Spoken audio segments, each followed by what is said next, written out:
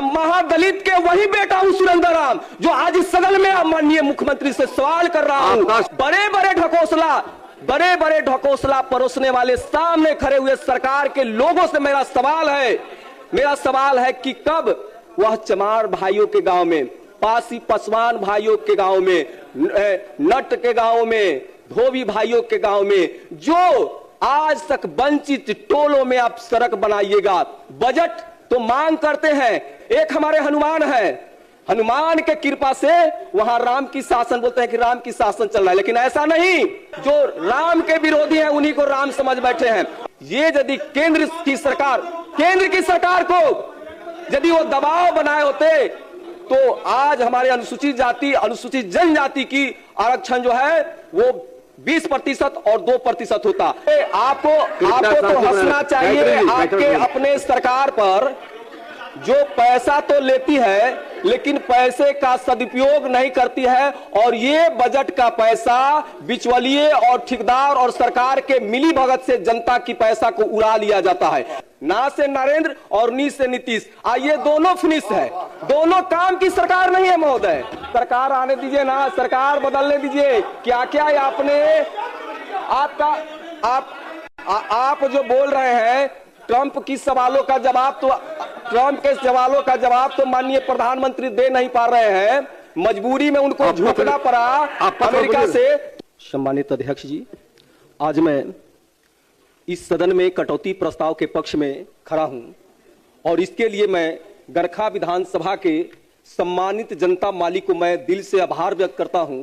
साथ ही गरीबों के मसीहा, जन जन के नेता, दलितों के मसीहा, महान समाजवादी नेता आदरणीय लालू प्रसाद यादव जी को भी मैं दिल से आभार व्यक्त करता हूं। साथ ही गरीबों की बात करने वाले, रोजगार की बात करने वाले, नौकरी मैन ऑफ बिहार, नौजवानों के नायक, बेरोजगारों के हमदर्द, दलितों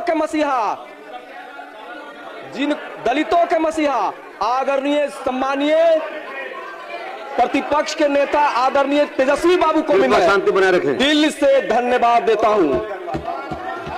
हंसिए, आपको तो हंसना चाहिए आपके अपने सरकार पर, जो पैसा तो लेती है लेकिन पैसे का सदुपयोग नहीं करती है। और ये बजट का पैसा बिचौलिए और ठेकेदार और सरकार के मिली भगत से जनता की पैसा को उड़ा लिया जाता है। ये दुर्भाग्य की बात है। आपको हंसना चाहिए तो अपने और माननीय मुख्यमंत्री और सामने बैठे दो उप मुख्यमंत्री और माननीय मंत्री पर हंसना चाहिए कि जनता में जो वादे करके आते हैं उस जनता के वादों को सही ढंग से निर्वाह नहीं करते हैं। इसलिए आपको हंसना चाहिए, क्योंकि जिम्मेवारी जिस विधानसभा की जनता माननीय सदस्य को दिया है वह सदस्य आपसे सवाल करती है और उस सवाल के वजह में आप चुप्पी डाल लेते हैं, आपके पास उसका कोई जवाब नहीं होता है। चूंकि ये सरकार आपको जवाब देने लायक छोरा भी नहीं है। मैं माननीय महोदय, अध्यक्ष महोदय, अपने यहां रोड की अवस्था को देखे हैं। ये रोड जो है पथ निर्माण विभाग के द्वारा बनाई गई रोड है, लेकिन जिला प्रशासन और सरकार के आदेश पर जो पथ निर्माण विभाग की सड़कें हैं उस पर रोक लगा दिया गया है। राज्य सरकार रोड टैक्स लेती है, लेकिन उस पर भारी वाहन चलने पर क्यों प्रतिबंध लगा दिया जाता है? जैसे कि मेरे यहां मानपुर से लेकर के गरखा वाली रोड, आप दिगवारा से लेकर के जो अमनौर जाने वाली रोड है वो रोड है, और चिरान से लेकर के जो गरखा जाने वाली रोड है, ये सारे रोडों पर पथ निर्माण विभाग के रोड है और इस पर जिला प्रशासन और सरकार के तरफ से रोक लगा दी जाती है। अब बताइए महोदय, सरकार को हमारे जो है ट्रक मालिकों ने टैक्स दिया है और टैक्स के एवज में उस रोड पर चलने पर भी प्रतिबंध है। कारण है महोदय कि ये जो रोड बनाए जाते हैं, ये गुणवत्तापूर्ण रोड बनते तो उस पर रोक नहीं लगाया जाता। ये टूटने के डर से, छुई मुई जो रोड बने हुए हैं छूने से वो मर जाएंगे, इसके डर से जिला प्रशासन उस रोड पर चलने पर रोक लगा दिया जाता है। केंद्र और राज्य की सरकार दोनों मिला लीजिएगा तो ये नानी शब्द है, ना से नरेंद्र और नी से नीतीश, ये दोनों फिनिश है। दोनों काम की सरकार नहीं है महोदय, दोनों काम की सरकार नहीं है। सरकार आने दीजिए ना, सरकार बदलने दीजिए। क्या क्या आपने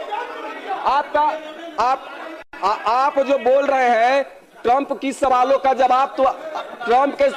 जवाब तो माननीय प्रधानमंत्री दे नहीं पा रहे हैं, मजबूरी में उनको झुकना पड़ा अमेरिका से। तो इसलिए बोल रहे हैं कि एनडीए वाले अभी चुप ही रहे तो जनहित में अच्छा है। तो हम ये बोल रहे हैं महोदय स्थिति गंभीर है। आज अनुसूचित जाति अनुसूचित जनजाति कल्याण विभाग का भी बजट है। हमने उस दिन माननीय मुख्यमंत्री के सामने हमने खड़ा होकर के ये कहा कि माननीय मुख्यमंत्री जी, आप ये बताइए, आपकी सरकार 21 साल की सरकार है, 21 साल की सरकार में क्या अनुसूचित जाति के चमार टोला में धोला में ये सारे आदिवासी समाज के टोला में कितने सड़कें आप बनवाए हैं? आप तो बोलते हैं, आप इस बात को झूठा ये बात बोलते हैं कि बिहार के किसी भी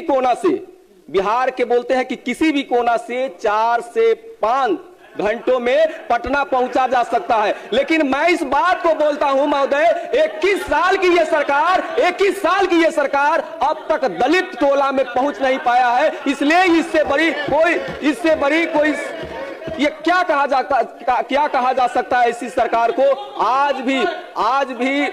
आज भी महोदय दलितों के गांव में, अति पिछड़ा के गांव में कांधा पर लाश उठाने को मजबूर है।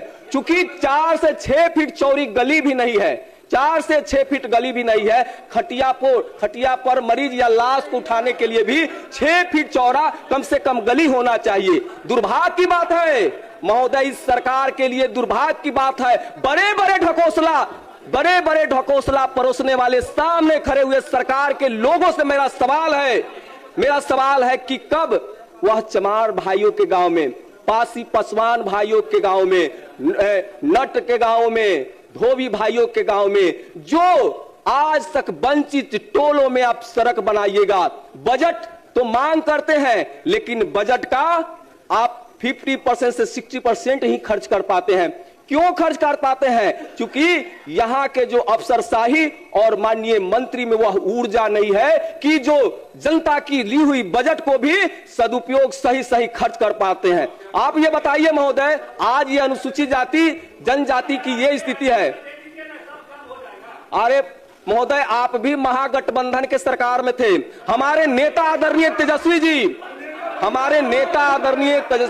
जी और महागठबंधन के सरकार में जातिगत गणना कराया गया।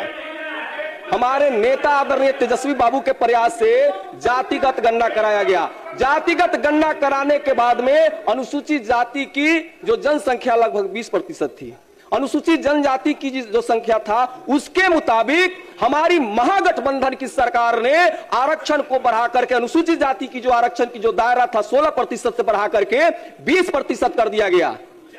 और अनुसूचित जनजाति की जो जनसंख्या था उसको बढ़ा करके 1 से बढ़ा करके 2% करा दिया गया। और राज्य सरकार ने पास करा करके केंद्र सरकार को भेजा गया। और यही एनडीए वाले लोग हैं, यही एनडीए वाले बिहार के लोग हैं जो एक बार भी केंद्र सरकार पर आवाज नहीं उठाए कि जो बढ़ी हुई आरक्षण को 9वीं अनुसूची में यदि केंद्र सरकार शामिल कर लिया होता तो आज यहां जो बहाली 100 होते उसमें हमारे लोगों का आरक्षित सीट 20 होता। लेकिन ये एनडीए वाले लोग अनुसूचित जाति से वोट तो लेते हैं, लेकिन उनके कामों की जब बात आती है तो वो चुप्पी नाद देते हैं। ये कितनी शर्म की बात है। एक हमारे हनुमान है, हनुमान के कृपा से वहां राम की शासन, बोलते हैं कि राम की शासन चल रहा है, लेकिन ऐसा नहीं। ये हनुमान दूसरे तरफ वो जो है उस तरफ वाले उनको राम समझ गए हैं, जो राम के विरोधी हैं उन्हीं को राम समझ बैठे हैं। अनुसूचित जाति के लोग हैं। यदि केंद्र की सरकार को यदि वो दबाव बनाए होते तो आज हमारे अनुसूचित जनजाति की आरक्षण जो है वो 20% और 2% होता। तो हम तो ये देख रहे हैं कि ये जो सरकार है अनुसूचित जाति के साथ, अनुसूचित जनजाति के साथ उनके वोट को लेने के लिए। अब ये बताइए ना, हमारे चाचा तो दलित को महादलित बनाए। हम महादलित के वही बेटा हूं सुरेंद्र राम, जो आज इस सदन में माननीय मुख्यमंत्री से सवाल कर रहा